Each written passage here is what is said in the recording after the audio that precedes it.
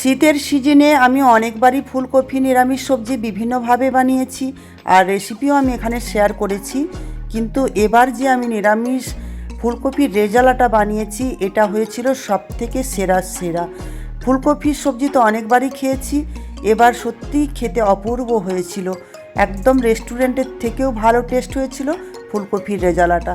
কিছু টিপস আর tricks follow করলেই কিন্তু ফুলকপির রেজালাটা অপূর্ব সুন্দর লাগবে খেতে।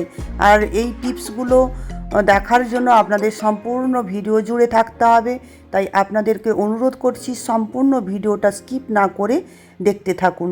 আসুন আমি কিভাবে বানিয়ে নিচ্ছি ফুলকপির রেজালা সেটাই দেখে নিন। শীতকালে একদম তাজা তাজা ফুলকপি নিয়েছি, দেখুন একটা বড় সাইজেরই ফুলকপি আমি নিয়েছি। ফুলকপিটা নিয়ে আমি কেটে নিচ্ছি কিভাবে সেটাই দেখাচ্ছি। ফুলকপি কাটার সাইজটা আমি আপনাদেরকে দেখিয়ে দিচ্ছি, কারণ ফুলকপি কাটিংয়ের উপরে সবজির টেস্ট নির্ভর করে অনেকটাই, তাই কাটিংটা ঠিকঠাক রাখতে হবে। এমনভাবে কেটে নিচ্ছি, ফুলকপিটা মিডিয়াম সাইজে কেটে নিচ্ছি, ঠিক এইভাবে যেভাবে আমি কেটে নিচ্ছি দেখে নিন, সেভাবে কেটে নিয়ে আমি এটা জলে রেখে দিচ্ছি। সমস্ত ফুলকপিটাকে আমি কেটে নিয়ে জলে রেখে সাইডে রেখে দিচ্ছি, আর বাকি ইনগ্রিডিয়েন্টসগুলো আমি রেডি করে নিচ্ছি যেটা রেজালা বানানোর জন্য খুব প্রয়োজন। এখানে একটা পেস্ট বানাতে হবে, এর জন্য আমি ঈষদুষ্ণ গরম দুধ 2 কাপ একটা বোলের মধ্যে ঢেলে নিচ্ছি। এবার ওই গরম দুধের মধ্যে দিয়ে দিচ্ছি 50 গ্রাম কাজু বাদাম, আর দিচ্ছি কিশমিশ বড় চামচে 2 চামচ মতো, আর পোস্ত দিয়েছি ওই বড় চামচের 1.5 চামচ, আর মগজদানাও দিয়েছি ওই বড় চামচের 2 চামচ, আর গোলাপের পাপড়ি দিয়ে দিয়েছি 1 চামচ মতো। সমস্ত কিছুকে ভালো করে একটু মিশিয়ে নিয়ে কিছু টাইমের জন্য সাইডে রেখে নিচ্ছি, কারণ এগুলো একটু ভিজে ফুলে যাবে, তাতে করে পেস্ট করতে সুবিধে হবে। এদিকে গ্যাসের উপর আমি আগে থেকে একটু জল গরম করতে বসিয়ে দিয়েছিলাম, আর জলটা গরম হয়ে যেতে একটু সামান্য হলুদ দিয়ে দিয়েছি, আর দিয়ে ফুলকপিগুলোকে হালকা একটু ভাপিয়ে নিচ্ছি। বেশি ভাপানো যাবে না, ফুলকপির একটা গন্ধ থাকে, সেই গন্ধটা যাতে চলে যায় এই জন্য ভাপিয়ে নিচ্ছি। আপনারা কিন্তু চাইলে এখানে নাও ভাপিয়ে নিতে পারেন, ডাইরেক্ট ভেজে নিতেও পারেন। এইটুকুই খেয়াল রাখতে হবে ফুলকপিটা যেন বেশি সেদ্ধ না হয়ে যায়, জাস্ট 2 মিনিট মতো লাগবে।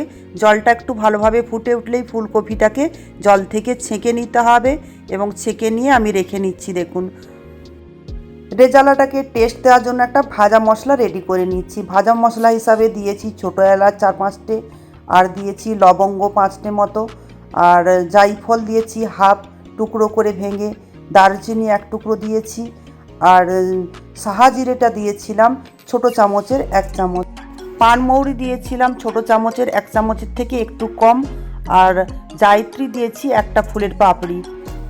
সমস্ত মশলাগুলোকে গ্যাসের ফ্লেম একদম সিমিতে রেখে হালকা করে একটু ভেজে নিচ্ছি। মশলাকে একদম বেশি ভাজা যাবে না, তাতে করে টেস্ট কিন্তু ভালো হবে না। এবার এটাকে নামিয়ে নিচ্ছি, নামিয়ে নিয়ে একটু ঠান্ডা হলেই পেস্ট করে নেব গ্রাইন্ডারে। এবার রেজালার জন্য ফুলকপিটাকে ভেজে নিতে হবে, তার জন্য একটা গ্যাসের উপরে কড়াই বসিয়ে দিয়েছি। কড়াইতে দিয়ে দিলাম একটু সাদা তেল দেওয়ার পরে ফুলকপিগুলোকে ভেজে দিচ্ছি। একসাথে সমস্ত ফুলকপি ভাজছি না, কারণ যখন ফুলকপিটা ভাজবো তখন ফুলকপিগুলো ভেঙে যেতে পারে, তখন রেজালার টেস্ট একদম ভালো হবে না। সামান্য একটু লবণ দিয়ে আমি ভেজে নিচ্ছি ফুলকপিটাকে। ঠিক একই পদ্ধতিতে বাকি ফুলকপিগুলোকেও ভেজে নেব, ততক্ষণে আমি একটা মশলা করে নিচ্ছি। আগে যে কাজু বাদামটা আমি ভিজিয়ে রেখেছিলাম সেটাকে আমি পেস্ট করে নিচ্ছি, স্মুথ পেস্ট বানিয়ে ওটাকে রেখে নিচ্ছি। ততক্ষণে ফুলকপিগুলো ভাজা হয়ে গিয়েছে। ফুলকপিটা ভাজার সময় একটা জিনিস লক্ষ্য রাখতে হবে, যেন বেশি ভাজা না হয়ে যায়। বেশি সেদ্ধ হয়ে গেলে ফুলকপিগুলো আবার রান্না করতে যেয়ে ভেঙে যেতে পারে, তাই 60% মতো ভেজে রেখে দেবেন ফুলকপিগুলোকে। ফুলকপিটাকে ভেজে নামিয়ে নিয়েই ওই তেলের উপর দিয়ে দিচ্ছি বাটারের 1 টুকরো। বাটারটা মেল্ট হয়ে গেলেই 3-4টে মতো শুকনো লঙ্কা আর গোলমরিচ 3-4টে মতো একসাথে দিয়ে দিলাম। তারপর দিয়ে দিচ্ছি আগে থেকেই আমি আদা আর কাঁচা লঙ্কা পেস্ট করে রেখেছিলাম, সেটাও দিয়ে দিলাম ওই ছোটো চামচের 2 চামচ মতো। তারপর আদা আর কাঁচা লঙ্কাটার গন্ধটা যতক্ষণ না চলে যায়, কাঁচা গন্ধ, ততক্ষণ পর্যন্ত একটু ভেজে নিতে হবে। 2 মিনিট মতো লাগবে এটা ভেজে নিতে। তারপর সম্পূর্ণ ভাজা হয়ে গেলেই ওপর থেকে দিয়ে দিচ্ছি আগে থেকে যে পেস্ট করে মশলাটা রেখেছিলাম সেটা। গ্রেভিটা দেখেই নিশ্চয়ই বুঝতে পেরেছেন গ্রেভিটা কতটা স্মুথ পেস্ট হয়েছে। আপনারা এইভাবে স্মুথ পেস্ট করে নেবেন, নাহলে গ্রেভির যে টেক্সচার একদম পারফেক্ট আসবে না। এই সময় মশলাটাকে কিন্তু একদম সীমিতে রেখে কষিয়ে নিতে হবে। ঢাকনাটা দিয়ে বারবার চেক করে নিতে হবে তলা থেকে মশলাগুলো লেগে যাচ্ছে কিনা। এভাবে দেখুন বারবার ঢাকনা সরিয়ে নিয়ে আমি চেক করে নিচ্ছি। যতক্ষণ না মশলা থেকে তেল ছেড়ে বেরিয়ে যাচ্ছে ততক্ষণ ভাববেন যে মশলাটা কষানো এখনও হয়নি।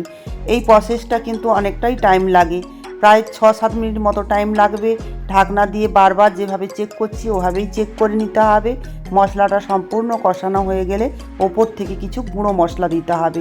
দেখুন মশলা থেকে কিন্তু সুন্দরভাবে তেল ছেড়ে গিয়েছে, মানে মশলাটার কাঁচা গন্ধ একদম চলে গিয়েছে। এই পর্যায়ে আমি দিয়ে দিচ্ছি গুঁড়ো মশলা। ছোটো চামচের 1.5 চামচ মতো দিয়ে দিচ্ছি ধনে পাউডার, আর কালারের জন্য দিচ্ছি ছোটো চামচের 1 চামচ মতো কাশ্মীরি লঙ্কার গুঁড়ো। আর এই সময়ই দিয়ে দিচ্ছি স্বাদ অনুযায়ী লবণ। লবণটা দেওয়ার পর মশলাটাকে আবার একটু কষিয়ে নিতে হবে। দেখুন আমি মশলাটাকে কষিয়ে নিচ্ছি। কষিয়ে নেওয়ার পর আমি একটু ঢাকনা দিয়ে বন্ধ করে দিচ্ছি। 1 মিনিটের মধ্যেই ঢাকনাটা সরিয়ে নিয়েছি। সরিয়ে নিয়ে দেখছি দেখুন মশলাটা সুন্দর কষানো হয়ে গিয়েছে। এই পর্যায়ে আমি আগে থেকেই টক দই ফেটিয়ে রেখেছিলাম হাফ কাপ মতো, সেই হাফ কাপ দইটা আমি এবার ওপর থেকে দিয়ে দিচ্ছি। দইটা দেওয়ার পর অনবরত একটু নাড়াচাড়া করতে হবে খুন্তির সাহায্যে, যাতে করে দইটা না ছানা ছানা হয়ে যায়। দইটা দেওয়ার পরেও মশলাটাকে ভালো করে কষিয়ে নিতে হবে। যতক্ষণ না মশলা থেকে তেল ছেড়ে বেরিয়ে যাচ্ছে ততক্ষণ পর্যন্ত দইটা দেওয়ার পরে কষিয়ে নিতে হবে। মশলাটা এবার কষানো হয়ে গিয়েছে। ওপর থেকে দিয়ে দিলাম আগে থেকে ভেজে রাখা ফুলকপিগুলো। ফুলকপিটা কষিয়ে নিতে নিতেই মটরশুঁটির কচুরিও বানিয়ে নিচ্ছি সাথে। গরম গরম মটরশুঁটির কচুরির সাথে ফুলকপি রেজালা খেতে কিন্তু ভীষণ ভালো লাগে। ততক্ষণে দেখুন ফুলকপিটাও কষানো হয়ে গিয়েছে। এবার ওপর থেকে আমি জল দিয়ে দিচ্ছি। জলটা ফুটে ওঠা পর্যন্ত অপেক্ষা করব। ফুটে উঠলেই বেশি টাইম লাগবে না, 1 মিনিটের মধ্যেই ফুলকপিটা কিন্তু রান্না হয়ে যাবে। রেজালাটা একটু টেস্ট করে নিলাম লবণটা ঠিক আছে নাকি। দেখলাম লবণটা ঠিক আছে। এবার ওপর থেকে আমি দিয়ে দিচ্ছি হাফ চামচ মতো চিনি। এবার আগে থেকে যে ভাজা মশলাটা করে রেখেছিলাম সেটা বড় চামচে 2 চামচ দিয়ে দিলাম। দিয়ে দেওয়ার পরে আমি আরেকটা জিনিস দিচ্ছি যাতে করে ফুলকপি রেজালাটার টেস্টটা আরও ভালো হয়, সেটা হলো খোয়া ক্ষীর। খোয়া ক্ষীরটা আপনারা নাও দিতে পারেন, এটা সম্পূর্ণ অপশনাল। তবে খোয়া ক্ষীরটা যদি দেওয়া হয় রেজালাটা খেতে কিন্তু ভীষণ ভালো লাগে। এবার সমস্ত কিছুকে একটু ভালো করে মিশিয়ে নিয়েই ওপর থেকে আমি একটা ঢাকনা দিয়ে বন্ধ করে রেখে দিচ্ছি 1 মিনিটের জন্য। আর গ্যাসটাও ততক্ষণে বন্ধ করে দিয়েছি, মানে ফুলকপির রেজালাটা একদম বানানো কমপ্লিট। রেজালাটাকে যদি মটরশুঁটির কচুরি কিংবা লুচি কিংবা ফ্রাইড রাইস যে কোনো জিনিসের সাথেই খেতে কিন্তু ভীষণ ভালো লাগে। এভাবে আপনারা বাড়িতে বানিয়ে দেখতে পারেন, আশা করছি ভালো লাগবে। এ পর্যন্ত যদি আমার রেসিপিটা আপনাদের ভালো লেগে থাকে প্লিজ লাইক কমেন্ট করবেন, শেয়ার করবেন। আর যদি ইউটিউব চ্যানেল থেকে দেখে থাকেন তাহলে চ্যানেলটাকে প্লিজ সাবস্ক্রাইব করে রেখে দেবেন। আর যদি এটা ফেসবুক পেজ থেকে দেখে থাকেন তাহলে প্লিজ পেজটাকে ফলো করে রেখে দেবেন, যাতে করে পরবর্তীকালে আমি কোনো ভিডিও বানালে সবার আগে আপনাদের কাছে নোটিফিকেশন পৌঁছে যায়। সবাই ততক্ষণে ভালো থাকবেন। নমস্কার।